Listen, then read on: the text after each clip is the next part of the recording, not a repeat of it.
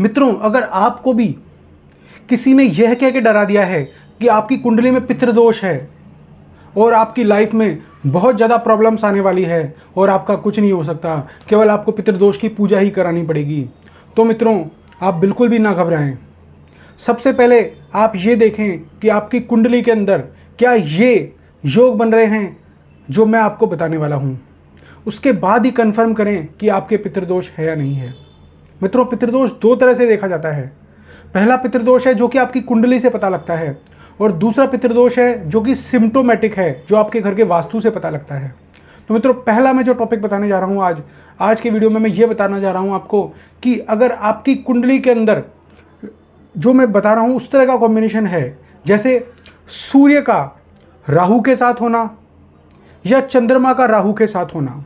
सूर्य और चंद्रमा राहु के साथ बैठे हैं आपकी कुंडली में, कहीं भी 1 से लेकर 12 तक के जितने भी खाने हैं आपके, कहीं भी अगर वो बैठे हैं तो इसका मतलब आपकी कुंडली में पितृदोष है। अब मित्रों, पितृदोष होता क्या है? बेसिकली पितृदोष को हम ये कह सकते हैं कि कुछ ऐसे कर्म जो हमारे पितरों के ड्यू रह गए थे तो वो हमें पूरे करने हैं, या ऐसे कह लो कि हमारे जो सीनियर्स थे, हमारे बुजुर्ग थे, जो फोर फादर्स थे, उन लोगों ने कुछ ऐसे पाप भी किए थे, उस पाप के कारण हमें उसको भोगना पड़ेगा, उस पाप को भोगना पड़ेगा, तो हमारी कुंडली में पितृदोष आ गया। जैसे मित्रों, प्राचीन काल तो नहीं कहूँगा मैं, पिछले जो 1900 वाला साल था, इस साल में एक चीज़ सबसे कॉमन पाई गई है। होता क्या था, देखिए, जैसे सपोज कीजिए 4 भाई हैं, तो जो भाई सबसे मजबूत होता था वो ये कोशिश करता था कि जो 2 भाई या 3 भाई एक साथ मिल जाएं, और जो चौथा जो सबसे कमज़ोर भाई था उसकी प्रॉपर्टी को हड़पने की कोशिश करता था, या सब कुछ अपने नाम करवा लेता अपने पिता से और उसको कहता भाई पिताजी ने आपको कुछ दिया नहीं। इस तरह की बहुत सारी घटनाएं होती है। या कोई बुजुर्ग औरत है, विधवा औरत है, तो उसकी संपत्ति हड़प लेना। मतलब कोई भी आप नाजायज काम करोगे तो वो पितृदोष बन के आपकी नेक्स्ट जो पीढ़ी है उसमें वो जरूर आएगा मित्रों। तो आपको ये चीज़ बहुत संभल के चलना है, क्योंकि ये चीज़ काफ़ी पिछले 1900 वाले साल में काफ़ी देखा गया है। उसका रिजल्ट 2000 की जो जनता है वो भुगत रही है मित्रों। क्षमा करें मित्रों, इसके साथ एक बात और मैं बताना चाहता हूँ। ये तो हो गया कुंडली वाला टॉपिक कि सब कुंडली में आपके राहु के साथ अगर सूर्य बैठा है तो पिता की तरफ से दोष, और अगर चंद्रमा बैठी है तो माता की तरफ से दोष। ऐसे ही राहु के साथ, क्षमा कीजिए, राहु अकेला अगर 5वें और 8वें घर में होता है तो उसको भी हम पितृदोष कहते हैं, क्योंकि 5वां जो जन्म है वो आपके पूर्व पुण्य कर्मों का है। तो वहाँ राहु आके बैठ गया तो पूर्व पुण्य जन्म से आप पितृदोष लेके आए हैं। और 8वां घर जो होता है वो होता है परेशानियों का। 8वां घर जो होता है उस घर के अंदर अगर राहु आके बैठ गया तो इसका मतलब आपके घर में पितृदोष है। अब तो ये तो रह गई कुंडली की बात। अब आप हमसे ये पूछिए कि गुरुजी हम कैसे पता करें, हमारे पास कुंडली नहीं है तो हमारे घर से कैसे पता करें कि हमारे घर में पितृदोष है या नहीं। पहले तो पितृदोष वाले की प्रॉब्लम के साथ सबसे बड़ी प्रॉब्लम क्या होती है पितृदोष वालों के साथ, कि उनकी लाइफ है ना पूरी इम्बैलेंस होती है, लाइफ में कभी स्टेबिलिटी नहीं आती उनकी। वो कोई भी काम कर लें, कोई काम में उनको सक्सेस नहीं मिलती है।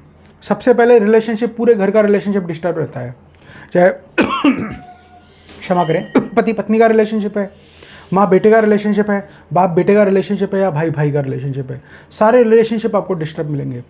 दूसरे नंबर पे क्या होगा मित्रों, वो कोई बिजनेस करेगा तो बिजनेस में उसको बरकत नहीं मिलेगी, जॉब उसकी बार बार चेंज होती रहेगी, जॉब उसकी स्टेबिलिटी नहीं मिलेगी कभी जॉब में।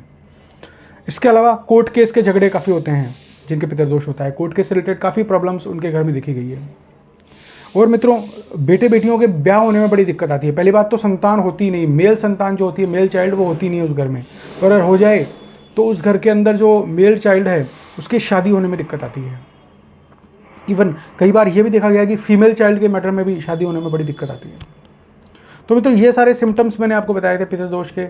अब ये भी एक प्रश्न आता है कि हम अपने घर के वास्तु से कैसे देखें, तो इसका भी मैं जवाब आपको देने वाला हूँ। मित्रों, आपके घर का जो साउथ वेस्ट जोन है वो आपके पितरों का जोन है। साउथ वेस्ट जोन के अंदर अगर कोई भी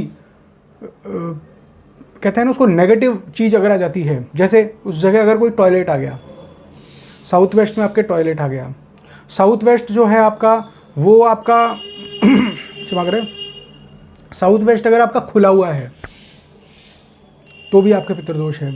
साउथ वेस्ट के अंदर अगर आपके ऐसी कोई चीज़ है, जैसे कह सकते हैं हम वाटर टैंक, साउथ वेस्ट में वाटर टैंक है नीचे, अंडरग्राउंड वाटर टैंक, या साउथ वेस्ट में पानी बहुत ज़्यादा होना, ये भी अपने आप में बहुत बड़ा पितृदोष है। साउथ वेस्ट में आपका मेन एंट्री गेट होना, मित्रों ये बहुत बड़ा पितृदोष है। तो ये सारे सिम्टम्स हैं, इनसे हम पता लगा सकते हैं कि आपके घर में पितृदोष है या नहीं है मित्रों। तो मित्रों 2 तरह से आप पता लगा सकते हैं। पहला, आप अपने पितरों का जो कुंडली है उस कुंडली के द्वारा पता करें। दूसरा, आप अपने हाउसेस के द्वारा पता करें। तीसरा तरीका और मैं आपको बताता हूँ मित्रों। उसके लिए आपको क्या करना होगा कि काफ़ी जगह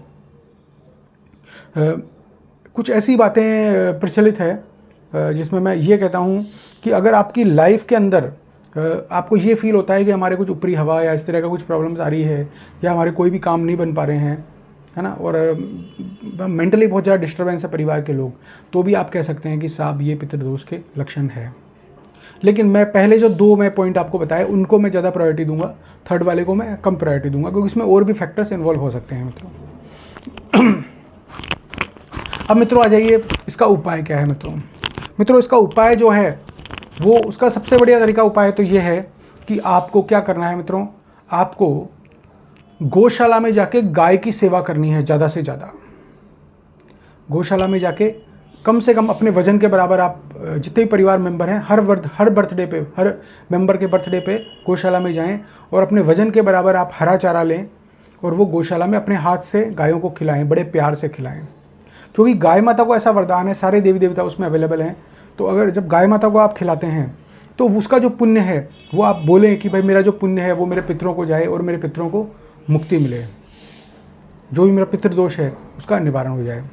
दूसरा मित्रों सिंपल उपाय आपको क्या है, अमावस के दिन आपको गंगा जल अपने पानी में डाल के स्नान करना है। एवरी अमावस को आपको स्नान करना है गंगा जल पानी में डाल के, और उसके बाद आपको पितरों को भोग लगाना है। गाय माता को भोग लगाने का मतलब ये है, उनका जो भी आपका प्रोसेस है, आपके कुल के जो लोग हैं उनसे पूछिए आपकी क्या प्रोसेस चला आ रहा है भोग लगाने का, वो आपको फॉलो करना है और उसको आपको भोग लगाना है मित्रों। इसके अलावा मित्रों आपको क्या करना है, आपके जो पूर्वज हैं, पितृ हैं, उनका जो पितृकाल जो समय आता है जिसे जो आने वाला है, आई थिंक कल से ही अनंत चतुर्दशी के बाद जो पूर्णिमा आती है, पूर्णिमा के बाद आपका पितृपक्ष शुरू हो जाता है। पितृपक्ष में आपको क्या करना है मित्रों, आपको जो भी आपके पितृ हैं उनका जिस दिन श्राद्ध होता है उस दिन आपको एक ब्राह्मण को भोजन करवाना है और उसके साथ आपको गाय को रोटी जरूर देनी है मित्रों। और मित्रों ब्राह्मण को जब भोजन कराएं तो पूरी भावना से करवाएं। देखिए भावना बहुत बड़ी चीज़ है, और उनको दक्षिणा देके बड़े प्रेम से उनको विदा करें।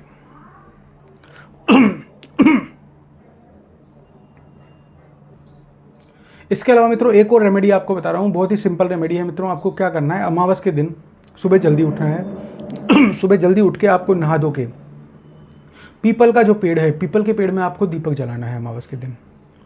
अगर शाम को जला सकते हैं तो भी बढ़िया है, सुबह जला सकते हैं तो भी बढ़िया है, लेकिन दीपक जरूर जलाना है पीपल के पेड़ में। और आपको क्या करना है मित्रों, 4 बर्फ़ी लेके आनी है आपको बाज़ार से। वो 4 बर्फ़ी आपको वहाँ पे परिक्रमा लगा के, पीपल के पेड़ की परिक्रमा लगा के 4 बर्फ़ी का आपको भोग लगाना है और वो भोग वहीं पे रख देना है आपको। तो ये बहुत ही सिंपल रेमेडी है, बहुत ही अच्छी और पावरफुल रेमेडी। इसके अलावा मित्रों आपको ध्यान क्या रखना है मित्रों, ध्यान ये रखना है आपको कभी भी अमावस के दिन घर में दाल और चावल नहीं बनाने हैं।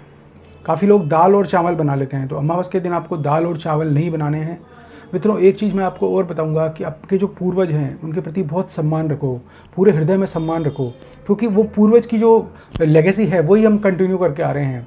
उनकी जो हमारा जो ब्लेसिंग्स है, हमारी ब्लेसिंग्स वहीं से आ रही है। अगर हमारे पूर्वज हमसे नाराज़ हो गए, हमारे पितृ हमसे नाराज़ हो गए, तो हम चाह के भी लाइफ के अंदर आगे ग्रोथ नहीं कर सकते। और हमारे पितृ, उनके निमित्त हम लोग दान धर्म करेंगे, पुण्य करेंगे, ब्राह्मणों को भोजन कराएंगे, गाय को रोटी देंगे, तो वो यहाँ बैठे बैठे, मतलब हम लोग यहाँ बैठे हैं पर वो वहाँ ऊपर बैठे बैठे आशीर्वाद देते हैं कि भाई मेरे बच्चे मेरे लिए ये सब कर रहे हैं। तो उनको बहुत अच्छा लगता है, और उनकी जो ब्लेसिंग्स होती है, क्योंकि वो हमारे अपने हैं, वो हमारे अपने पूर्वज हैं, उनकी जो ब्लेसिंग है उसका बहुत बड़ा रोल है, बहुत बड़ी इंपॉर्टेंस है मित्रों। तो मित्रों इस चीज़ को आप समझिए, इस चीज़ को समझ के, और जो पितृपक्ष आने वाला है उसमें सभी से अनुरोध करूंगा कि कम से कम गाय को रोटी और ब्राह्मण का भोजन जरूर कराएं। जब भी आपको पता है आपकी तिथि आती है, आपके पूर्वजनों की जो भी तिथि आती है, उस दिन आप ये काम जरूर करें। जिसको कोई पता नहीं हो कि तिथि कब है क्या नहीं है, कुछ भी नॉलेज नहीं हो, तो अमावस के दिन जरूर गाय को रोटी दें और ब्राह्मण का भोजन करवा लें मित्रों। और इसके रिलेटेड कोई भी टॉपिक हो तो आप मेरे से पूछ सकते हैं, मेरे से व्हाट्सअप कर सकते हैं या मुझे मैसेज भी कर सकते हैं। आप कमेंट करके भी आप मेरे से पूछ सकते हैं, दोनों ही ऑप्शन आपके पास अवेलेबल है। इसके अलावा मित्रों, आप लोगों में से जो एस्ट्रोलॉजी सीखना चाहता है या न्यूमरोलॉजी या वास्तु सीखना चाहता है, तो मैंने कुछ अपने एस्ट्रोलॉजी, वास्तु और न्यूमरोलॉजी के कोर्स लॉन्च किए हैं। मेरा ऐप का लिंक मैंने डिस्क्रिप्शन में दिया है, वहाँ जाके आप चेक कर सकते हैं। बहुत ही इकोनॉमी के प्राइस में मैं ये लोगों के लिए ऑफ़र कर रहा हूँ, क्योंकि मेरा मेन मकसद ये है कि आज की दुनिया के अंदर जो इंस्टाग्राम पे जो अफवाह फैल रखी है हर चीज़ की, और झूठ जो फैलाया जा रहा है ज्योतिष के नाम पे, उसको दूर किया जाए। और हर किसी को ज्योतिष, जो कि पहले हमारे परिवार में सब किसी को पता था, हमारे परिवार से मतलब मेरे नहीं, हमारा जो सनातन धर्म है, हमारे जो पूर्वज हैं, उन लोगों को पहले से पता था हर चीज़, ज्योतिष में क्या होना है क्या नहीं होना है। वो बाय डिफ़ॉल्ट वो काम करते हैं, जैसे शिव शंकर के जल चढ़ाना, भगवान भोलेनाथ के जल चढ़ाना, गणेश जी के मंदिर में जाना, ये सब वो ऑलरेडी करते आए हैं बरसों से। हनुमान जी के मंदिर में मंगलवार को जाना, तो वो सारे ग्रहों को ऑटोमेटिक बैलेंस करते थे। लेकिन हम लोग आज पूरी तरह डिस्टर्ब हो चुके हैं, क्योंकि हम लोग सिर्फ पैसे के प्रति इतना ज़्यादा डिवोटेड हो चुके हैं कि हमें बाकी कुछ चीज़ें दिखाई नहीं देती मित्रों। तो हमारे लिए मित्रों एक बहुत ही इंपॉर्टेंट टॉपिक है। अगर आप एस्ट्रोलॉजी सीखकर खुद की प्रॉब्लम्स खुद ही दूर कर सके तो इससे बढ़िया कुछ भी नहीं है मित्रों। इसके अलावा मित्रों, अगर आप नया मकान बनाने जा रहे हो तो आपको ज़रूर वास्तु का नॉलेज मेरे से लेना चाहिए, क्योंकि मित्रों नया मकान आप बनाने जा रहे हो और अगर आपने वास्तु से नहीं बनाया तो उसका बहुत बड़ा खामियाजा आपको भुगतना पड़ेगा मित्रों। जो 5-6 हज़ार रुपये आपके वास्तु सीखने में लगेंगे ना, उससे कुछ भी फ़र्क नहीं पड़ेगा आपका, क्योंकि आपका मकान लाखों का बनने वाला है। लेकिन अगर वास्तु की एक गलती आपने मकान में कर दी तो उससे आपकी लाइफ में जो परिवर्तन आएगा, उससे लाइफ में जो परेशानी आएगी वो ऐसी आएगी कि आप सोच भी नहीं सकते हो मित्रों। ये मित्रों फैक्ट है, और मैंने खुद कहते हैं ना, ट्राइड एंड टेस्टेड है मेरे खुद के द्वारा। इसलिए मैं यही कहता हूँ आपको कि मित्रों, आप अगर नया मकान बना रहे हो तो वास्तु को फॉलो करके ही मकान बनाएं किसी भी हाल में। मित्रों रंग पेंट कम करवा लेना, थोड़ा और कहीं खर्चा कम कर लेना। कोई चीज़ अगर ब्रांडेड लगा रहे हो उसके नॉन ब्रांडेड लगा लेना, लेकिन हमेशा वास्तु स्पेशल मकान ही बनाना। जय श्री राम।